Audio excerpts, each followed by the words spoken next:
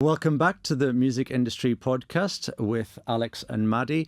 Today we have Claudia Piazza with us, who is A&R manager at Phrase Differently. Hi. I've been looking forward to this podcast for a while because we met at the first job I ever had in the music industry. I think it was the same for you as well. And then 8 years later, here we are. And now you're A&R manager at a record label. And I had to write down all of the artists you've worked with recently because I won't be able to remember them, but we'll rattle through them. Kylie Minogue, Little Mix, Doja Cat, Kygo, Calvin Harris, Chainsmokers, Pussycat Dolls, Papa Roach, Tom Walker, and Harvey. That is an incredible list. We could just end the podcast there and just take the views. But it's all the writers, mate. It's all the writers. do you want to tell us a little bit about what you do? Because this is a part of the industry that we never really talk about on the podcast. Normally it's kind of marketing, that sort of thing. Yeah, sure. So go ahead. I'm an A&R manager, which means artist and repertoire. I'll make a point to do it with the French accent. Because everyone keeps sending me those French guys video who say things with French accent. Anyway. But so my job is to make sure that my writer have session where they work with other people. I plug song, which means I send a song to artists. I look for artists to bring in the studio. The publisher job, mainly the main job is to make sure that the royalty money is collected and that everyone gets paid. That's the main thing. Mm-hmm. But when you're like in a A&R department, you're just trying to bring that little extra and basically be the middleman and plant the seeds for everyone to grow and hopefully have success. So you the person that decides whether like a song is good enough. You can be the person that's like, I can see this breaking, I can see this working really well with this person. Like, where do you stand in that sense? Well, in our office we are 5 of us, and the 5 of us have all different tents. So I'm gonna do a little shout out. So there's Heaton, Dan, Henry, Seth, and I, and there's Jess on the sing side, obviously. But when we hear a song, we come from so different background, like so many different, like obviously I'm French, you can hear it from my accent. The guys are from England, we all listen to different music. But when we listen to one song we all love, we all literally flip the table and just we like ask like everyone about this song. We would send it to the artist, to the manager, to the lawyer, to the nan, to the dog, to make sure that the artist gets the song. We sometimes tweak it, so we give advice to people like change this bit, make it better, make it slower, get a stripped version, all this kind of thing. So we advise them, and just really, really passionate about the music itself and just want to hear some good songs, really. And what does the publisher actually do then, in like basic terms, for those who don't know? So, the main job of a publisher is when you, for example, you two write a song together. I have to register the song with the society to collect your royalties. So in England, for example, it's PRS. So I have to make sure that, for example, you wrote a song 50-50, like you share the song, like the royalty together. We have to make sure that obviously that's properly registered in the system, that the money is collected to like give it to you guys, and obviously trying to make the best of the song. So pitch the song to sync as well. So we've got a big sync team who would give us a sync is when you place a music or a song into a movie, an advert, campaign, the Euros, all these kind of things, and just trying to bring more income for the writers, making sure that all the money is collected. That's the basic of publishing.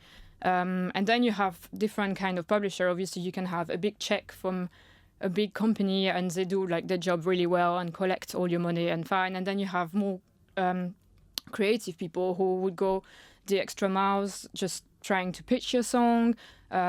Major do that as well. Like everyone pitch the song. We just want the best for the writers, really. Mm-hmm. And just pitch the song, organizing sessions. So if, for example, you guys say to me tomorrow, I'm going to Sweden, I will try and like make sure you will go over there for a purpose, that you have session over there, that you meet some incredible people, that we find people that fits with your different skills. If you're a producer, if you're a writer, blah blah. So it's different kind of angle, and the main aim is to bring money to the writers and bring money to the publisher in that matter. Yeah. So you're representing the songwriter, and by pitch. What do you mean by pitch? So pitching a song is when, for example, a songwriter, so when they are in studio, so you guys are in studio, you write a song, you send it to us in the office, in the evening. We listen to it and I'm like, oh my God, this song would be great with Rihanna. So I'll just try and find a way into Rihanna, find her manager, like I say, her mom, whatever. And that's like pitching is literally means sending a song in to someone for a certain project or a certain sync or a certain artist. And then how did the songwriters get their song in your hands? Is it literally anyone can do it, or is it more who you know? No, we tend to listen to everything. Like I said to you guys before. Like honestly, we listen to everything, and even if we don't respond to people within, because at the moment we're just so busy, it's just been stupidly busy. But we tend to listen to everything, and even if we don't come back to you like after a month or two, we will come back at some point. We flag our emails. We know we have to listen to stuff, and there's the people we signed that were just people contacting us from the contact box, like contact us on the website, and things like you never know. And then after, obviously, like we try out, we don't sign people like, oh, it's a great song, like, let's sign you now. Like you have to, obviously both parties have to get on with each other, because we are so hands-on. It's like dating. The guys always use this analogy: you date each other and then you like sign a contract to get married. So it's just like anyone can send the song. We have the contact box there. It doesn't mean that we're not going to check it. We check everything. And just send us music, guys. Not a lot of songs, please. And what do you look for? I mean, that's such a broad question, I know, because there's so many different genres, so many different sounds, but is there anything specific you're looking for? Like, I know it's only the song that's coming to you, but does it need to be recorded well? Is there certain things that you... No. We pitch some songs. Like I know Dan, for example, pitched Stargazing to Kygo from a voice note. Wow. Really? I think it was Justin Jesso, one of our writers, sent him a voice note, and he pitched it like that. Wow. And so it doesn't have to be fully produced. Like we work in studio. We have studio around us. It doesn't have to be mastered. It doesn't have we're aware that not everyone have access to a studio. Like you can just have a guitar version, just that's something that makes you feel something. A good song, a good idea, a good concept, something cool. Would you say you have like staple songwriters, like your in-house go-to guys, and you're representing them, or would you say like you work more like a recruitment company where you're just finding as many as possible good songwriters, and then once you hear that song, you pitch it? No, like all our songs, like we're very lucky that we have songwriters in every genre, like all over the shop, and we are very lucky that all of them have something to shout about now.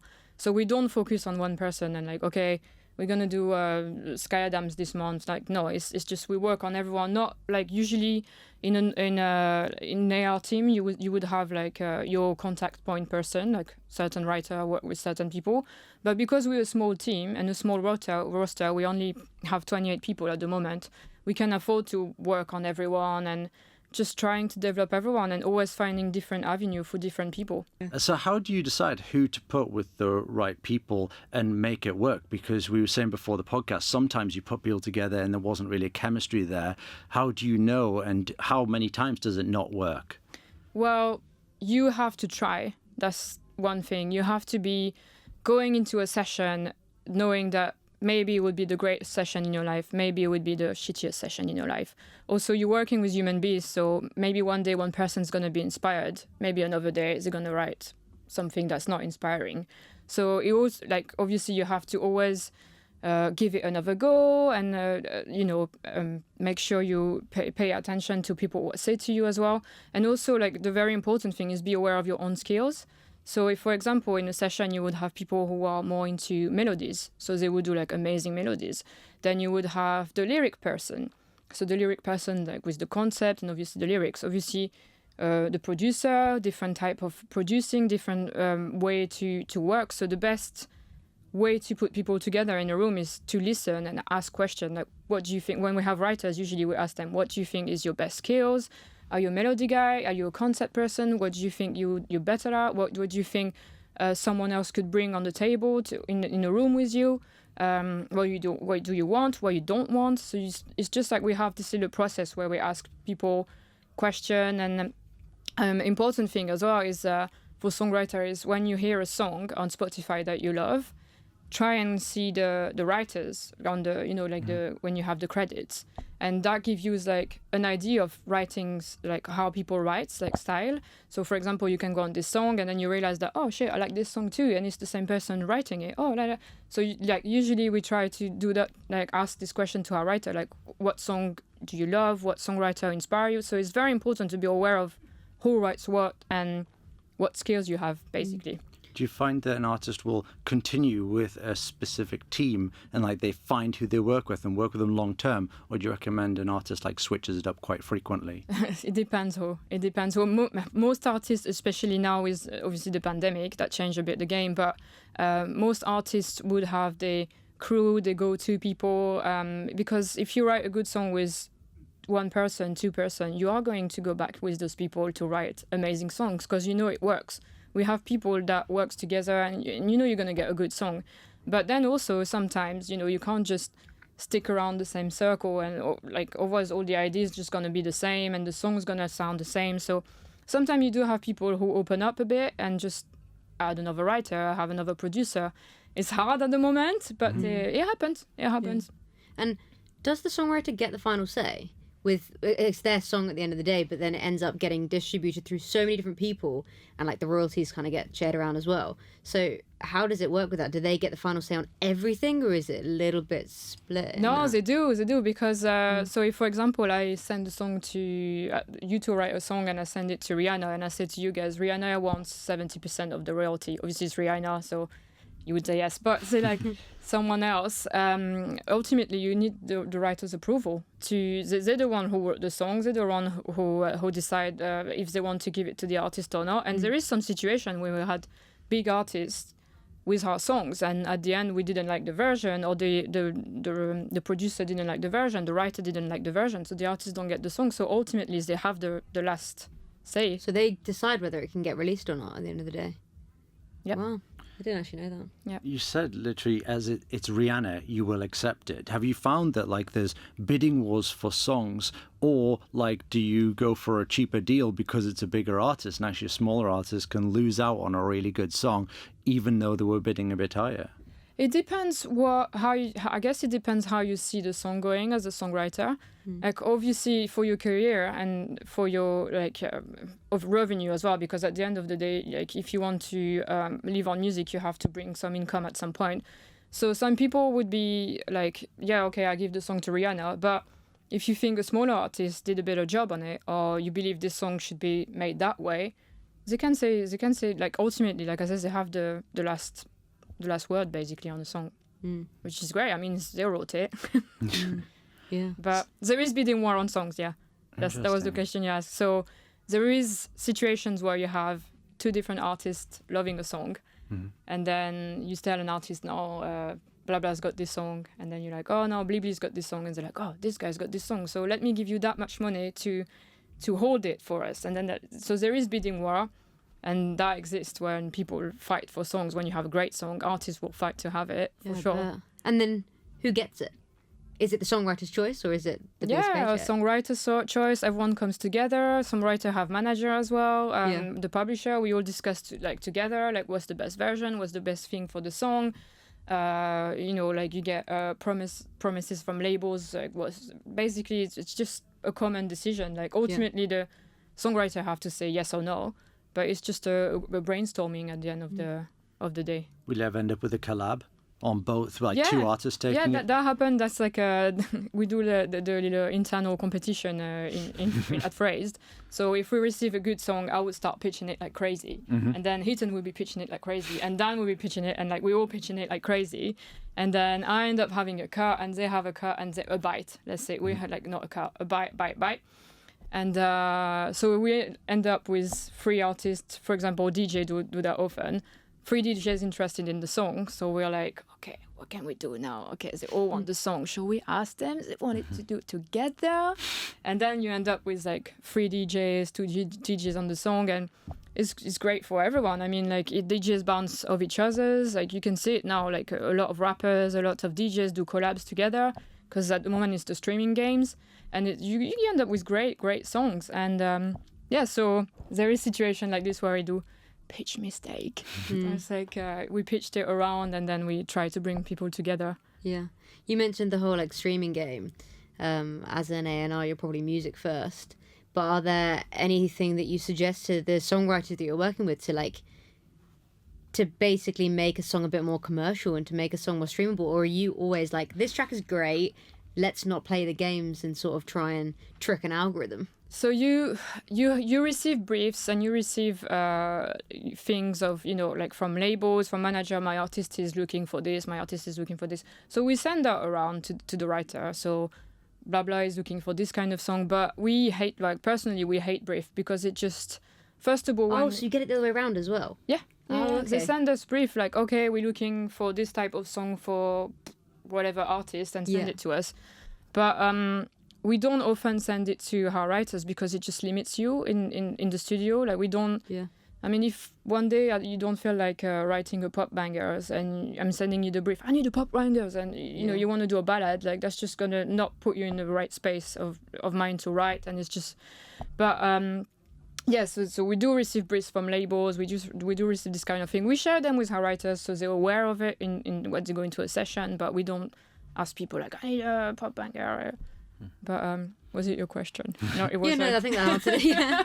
Is it difficult for these big DJs to find good songwriters? Is there a shortage of good songwriters, or is it literally flooding with songwriters and just finding the very best of that bunch? There's loads of songwriters. Yeah. There's loads of them. Ones. Yeah, there's loads of them, and you have to look as like in the UK, obviously, and there's loads of them in. I go to France, I find amazing songwriter. I go to Sweden, I don't know what's in the water there, and they can write some amazing songs. America, like everywhere, Canada, like this amazing songwriter. Or Italy, I mean, look at what's happening with the Italian now. It's just everywhere. There's loads of songwriters. It's just there's not like, I don't think there's good and bad songwriter. I think there's new songwriters who needs to improve and like work on your craft. It's like any thing. It's like when you start painting, like you're gonna do a stick man, and then eventually you're gonna become a not Picasso, but yeah, Picasso. You have to practice. Like I was in fashion, so I didn't start making full-on dresses. I was just stitching a glove first, and then you build your craft. But so there's not bad and good songwriters. There's just new and more experienced songwriter, I guess. Do you see a pattern in what the really good songwriters have? Have they been to university, for example, and studied it? Have they just started, or are they just really hard workers and just keep improving? Like you've said, what are the patterns? All hard worker. All, that's the pattern. All hard worker, all passionate about music, about writing songs. Can take the critic, can work with other people. Just inspired by everything around them, never, close a door to anything or anyone, just open-minded and super hardworking. Like, it doesn't matter if you did university or if you had parents who had music, if you were in music family. It's just, it's a human thing, isn't it, to write a song? So it's just sharing your feeling on a mic. Do you find that they do several genres? Do songwriters write in very different genres, or do you find you've got an indie rock guy, you've got a rap guy? We are lucky that we have a lot of different people that can do a lot of different things. I mean, look at Sky, he's done Kylie Minogue, and then the next day is going to be with rappers in the studio, and then the next day is doing a more rock indie Gorillaz project, and then the next day is going to be, so there is, I think we are lucky that everyone is kind of versatile in our roster. There is people who are like, oh, okay, Sam is our singer-songwriter, guys, but we're not just going to put him with singer-songwriter. There's different people like this that we know their skills and we know what they're comfortable to do. But I guess that's what makes you great songwriters as well. It's just don't be like, oh, okay, I'm just a rock guy. Oh, I'm just a beat maker guy. You have to do everything and nothing, and you would be surprised of what you're capable of as well, and what you get from different writing type and different genre. Do you ever find there's an opportunity to promote artists via giving your song to someone else? For example, I've got in mind Tucking a Pill in Ibiza, for example, promoted Mike Posner into a new audience. Would you ever recommend that route for an artist? Hold back a track and then give it to another producer or DJ? If it makes sense for your art, I'm not you shouldn't force people to give songs away, but if sometimes it just makes sense. I mean, you see it with Dua Lipa is a great example. She used to be a feature girl, and she just jumped on every DJ track, and now she have her own project, which obviously she's smashing. And then we have situation where the songs are amazing, and we think like, oh my, like obviously ultimately as a songwriter you want your song to do well. So if the right thing to do at the time is to give it to another person, you have to be capable to do that. And also like, this song is amazing, now you'll write another one that's even more amazing. So it's not like, oh, here is my glass of prosecco, Aperol Spritz, I'll never get one ever again. Like, I can order another one at the bar. True. So you can Very write true. another song. If you wrote one amazing, you've got like billions in your brain to come. Yeah. And how do you feel about, like, I know a lot of artists release a track of it as well. They'll release like a stripped back version. They'll release a remix. Do you guys work on stuff like that as well? Yeah. So would you suggest that artists do that if a track does well, or like do a stripped back one, or is it like sort of case by case basis? I guess yeah. If the artist and like the label is behind it, like there's no reason why you shouldn't do that. And also it would help you on the playlist level, because you will get into those if you have a rock remix, whatever, a stripped back version, you get in all that stripped back acoustic vibe, and you never know if one version is going to explode more than the other. So why not do it? Before the podcast, you said something very interesting as well about how artists are now collabing on the same track for the sake of promotion as well and streams, because, like you said, you can't go live at the moment and sell tickets, so therefore they're sharing the income from the streams. Is that right? Yeah, they come together on one song just to have more. Basically, if you have your followers, you have your followers. You release a song, you have your followers. You release a song, you release it together. You get both followers. So it's just like a logic game at the moment. And it's quite cool, I guess, to see lots of people collaborating like this, because I think it's the Zoom age as well, because before, like I saw it with France when I go there, like the first time I went there is 4 years ago, I think, or 3 years ago. Yeah, 4 years ago. And they were saying to me, oh yeah, we have our own people in France, we don't work with outside people, we just, we stay with French people. And eventually you introduce people, like this artist over there who wants to come to the UK, there's people who wants to go to France from here. Eventually you get this habit to collaborate more together and work more together. And I think if there's one thing to take off this pandemic, is you can work with anyone, and just, I think it's great, because what you bring to the table is not the same as what you bring to the table, and you would never make it happen before that. So yeah. I was about to ask about whether it happens in rock music, but I kind of just realised that I discovered Youngblood through the Machine Gun Kelly track. Kelly, yeah. So literally, so it's basically every genre. I can't think of anywhere they don't collab. No, I was going to say classical, but they definitely do. They do. Yeah. I mean, we've got one. I told you before, we've got one with Vice and Papa Roach at the moment. Yes. I mean, Papa Roach, he was like... So how did that come together then? Because you literally... well, you and me both rocking out to Papa Roach when we were like 15. Yeah. And now you're living your dream. Yeah, I'm like, oh my God. Working on a Papa Roach track. How did that even come about? So our guys, Will Sims and the guys went in the studio, wrote a song in a session. So like I explained to you, we organized these sessions. They did this one. And I don't know why I was in France driving on in my town, and I heard one of Vice's song, Never Let Me Down. I'm not gonna sing, that's gonna make you lose some audience. But I heard this song, and I always, when I have a pitch idea or something, I always on my phone. I nearly crashed my car actually when I was writing. I was like, fuck, the light is green, whatever. And then just find the contact for Vice, the manager of Vice, Nico, and send the song to him. And that was last year, so that took a bit of time to come out, but songs take a long time to come out. And then he got the song and loved it for the guys, and then they were looking for a feature on it, so there was different name thrown in there, and then eventually came out with Papa Roach, and we were like, what? Okay, that's amazing, but what? And then eventually that happened, and then obviously the song came out, I think, 2 weeks ago, and the rest is history, yeah. Must be the best feeling for you.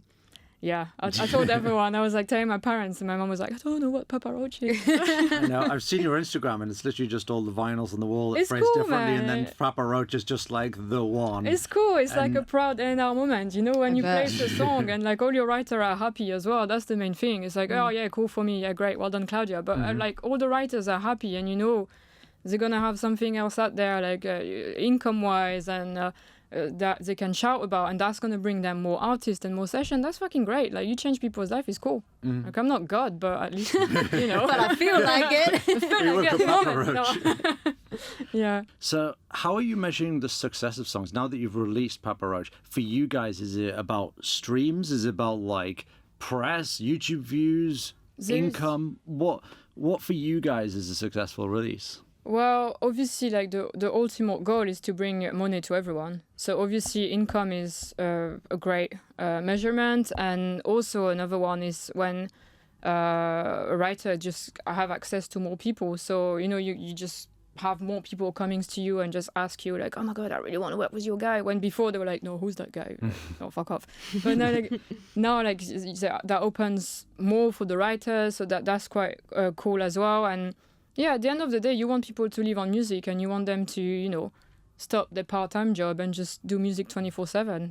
That's a great success, and there's lots of different ways to measure success. It's not just about money, and yeah, of course, money is important, and everyone wants to live on music. But yeah, just stepping up your games, pushing your your boundaries is a great one. Doing things you were like not expecting to do, and just doing music, man. Like just carry on being able to have a roof on your head and carry on doing music.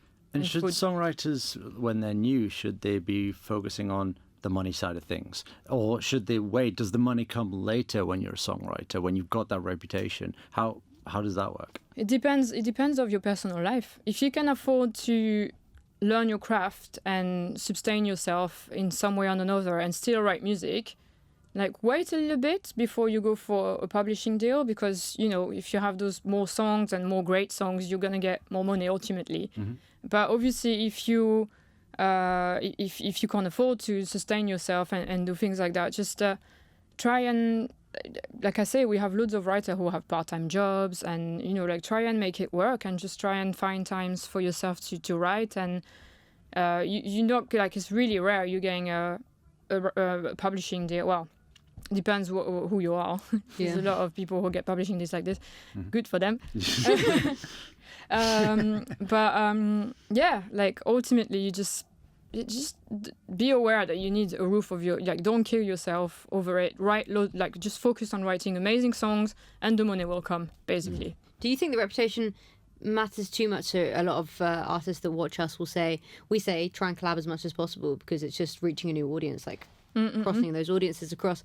And they'll say, I won't reach out to larger artists because I don't have the credibility yet. Whereas you're saying if you write good music and you never get the know. right people, do you think that the credibility can help? So in your situation, if someone comes to you saying, I've written X, Y, and Z, you're going to take them more seriously? Or is that like you listen to the track, if it's good, it's good? Yeah.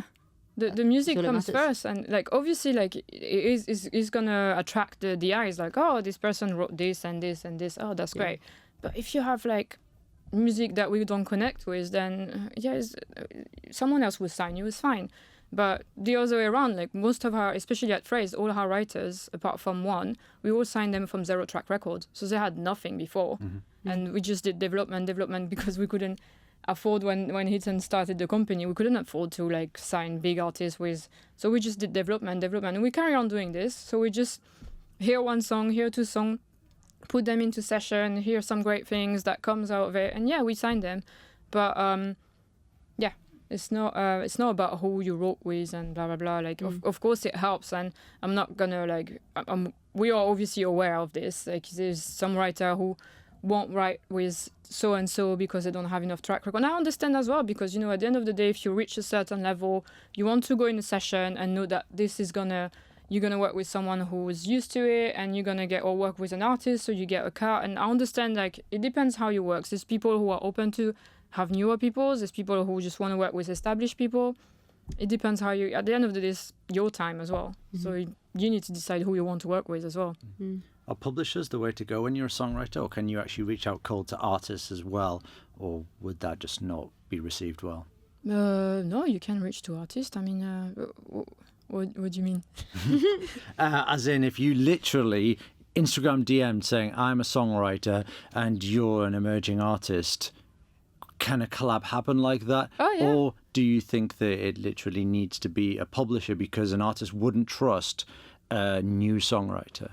No, it depends. Like, artists are like everyone. They listen to music. It depends, obviously. Like, you have to be aware that not everyone's going to listen to your music and not everyone's got time and not everyone's going to respond straight away. So don't get upset if you don't get a response. But I think it's like there's no better managers, there's no better person to promote yourself than yourself. Like, put yourself out there. Go and, like, we hear a story of people who were just, doing the producing in the bedroom and just sent it to Zed and just, Zed took them under the wing and the rest is history. There's loads of stories like that when it's DM on Instagram. Like, try to be, don't send billions of songs, don't pest people, don't be a spam that they just block you. But if you have something that's really cool and you think, oh my God, I really want to work with this guy or whatever, just send it to the artist. You never know. So tell us about the dream journey for a songwriter then. Like, what does it look like behind the scenes? Because all I see on your Instagram is just like the office. But obviously there's just so many things going on behind the scenes. So you inquire, phrased differently, through the website. Claudia responds to you and says, yes, that's a great track. Where's it go from there? Well, we meet the person, like on Zoom or in person if we can. We have a chat with the person. First of all, we ask for more music. Obviously, I'm not gonna we need to hear more. Interesting. So you can't just go off one song. It happened that we signed one person with one song, but we heard more songs. So you need to know it's a credible songwriter that can continuously write good music. And if it's just one, okay, that's interesting. I didn't know that. So why? So it's like worth your time, basically. But well, so it's not like it has to be something that we comfortable, that we can add value to. That we don't want to waste people's time either. Like if it's there's a different type of publisher. If it's not for us, it's not for us. Like we can advise. We're always happy to advise people. But I'm saying no. But there is a situation where we receive one song and we're like, oh my God, it's amazing. And then we sign the person just for one song. But most of the time, so yeah, you send 3 songs to us, let's say, like on emails, 3-5 songs, no more than that, please. And we listen to it. If one of us in the office is gonna pick it up at some point, if we think it's got something, we're gonna play it to the others, like the board agree, let's say. And then we contact the person and we want to hear more music and just have a chat with the person. Just find out a bit more about the story, what's the story behind the songs, all these kind of things. And then, we start working with the person. So trying to put them into sessions, so in studio with different writers to see what they come up with. Trying to see if there is songs that we already feel are super strong, we already pitch them, just trying to place them with different artists. But so you said you put them in the studio with other songwriters, is that right? So literally just collabing on a particular song, and that would be a more experienced songwriter, kind of. Not necessarily. No? Okay, so it could be 2 completely new songwriters and say, you two are up and coming in the industry, here's the studio, go see what you can come up with. Is that right? Yeah. And also experienced songwriter, it's really hard to make them work on something new. Right. So don't that's another thing. Like, don't be upset if you don't get the top room from the beginning. It's and obviously also the people you're working now that you think are newbie are gonna be the next A-list series. The one who you never know who's gonna be. So always be aware of this. Just don't close your own door to someone else. But so we receive the song and start dating them and just try to see what they come up with and try and put sessions together. At the moment, we do a lot on Zoom sessions, so that's great because people don't have to move from the house. And come up hear more songs, see what they listen to, and then what they come up with, and then ultimately make a decision at the end of this. Are we having a deal, making a proposal, and then if we love the song's proposal, if we don't love the song, we pass them on to someone else who may be able to help them, or we carry on helping them until we feel comfortable signing them. So they come out with an absolute banger, basically. Is the next step now is for you to pitch it out and try and find either a big artist or a DJ to take it on? Like, what happens to? Is it difficult? How many emails does it take to be able to get someone to come back and say, I'm going to take it? It depends of the A&Rs, it depends of the artist, but it also can be we sign artists also, so it can be like a developing artist as well, so that's another thing. Okay. But so if it's pure songwriting, and like I'm the guys always say in the office, like there's different way of pitching. Like Dan is like the sniper, so he's in one song to one person. If I'm in love with the song, I just machine gun to everyone in the team, and everyone I think you can fit with. And then Henry is like a mix of both, and Heaton is like me, just machine gun to everyone.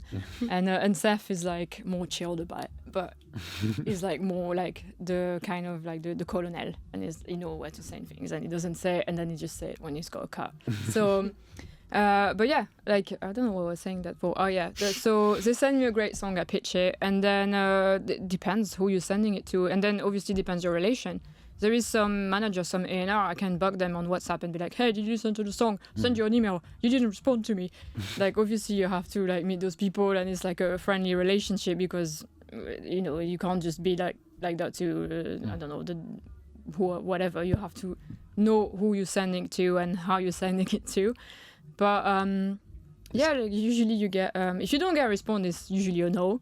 Yeah. Yeah. Is timing a thing as well, though? If the artist's just not releasing, not in that mood, yeah, of course. That but that's why you have to, like us as A&R, we have to have meeting constantly with labels and publisher, because we have to be aware of what's happening around, who's looking for things, what they're looking for, like a SWAT team, like, okay, you need this song, okay, we get it for you.